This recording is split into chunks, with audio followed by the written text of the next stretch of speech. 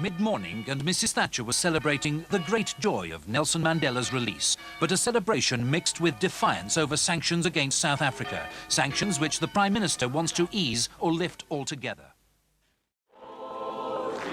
By contrast, Labour celebrated the day by singing the ANC's anthem at a conference in Cardiff. The party leader's message was that now was not the time to ease the pressure on Pretoria. The government of such a... Quietly, away from the conference, the Kinnocks waited for the moment of Mr. Mandela's release. Mr. Nelson Mandela, a free man, taking his first... Visibly moved, the Labour leader described Mr. Mandela as the spirit of freedom, but a man without a vote in his own country. Nelson Mandela hasn't just walked out of the small prison in power, but leads his people out of the big prison of apartheid. The argument against sanctions will surface at the European Foreign Ministers' meeting in Dublin in 9 days' time. Britain's Foreign Secretary, who hopes to visit South Africa next month, will call for a relaxation. Some of the current sanctions agreed by the United Nations and European Community are binding on Britain. The sale of arms to South Africa, the import of iron and steel, and the import of gold coins. Other sanctions, voluntary ones, which Britain accepts, include no arms imports, no oil exports, no promotion of sporting links, and no new investment.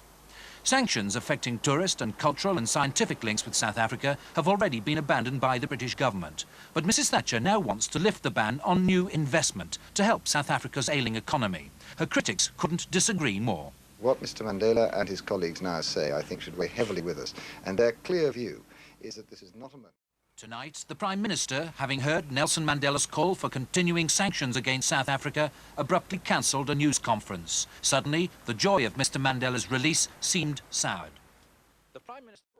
Tonight, hundreds of people took part in a torchlit procession through Bristol to mark the release of the world's most famous prisoner, just one of scores of celebrations up and down the country since Nelson Mandela was driven to freedom at 2:15 this afternoon. Earlier, in London's Trafalgar Square, 5,000 people had started a celebration party more than an hour before Mr. Mandela was set free, at 1 o'clock, the time originally appointed for his release.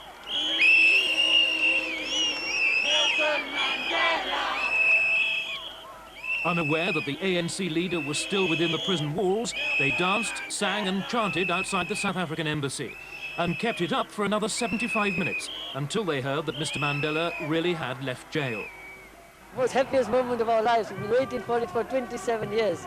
And we think Nelson's release now puts on the agenda the whole question of a new democratic South Africa. For every minute of the last 1,395 days, a vigil has been maintained in Trafalgar Square for Mr. Mandela's release.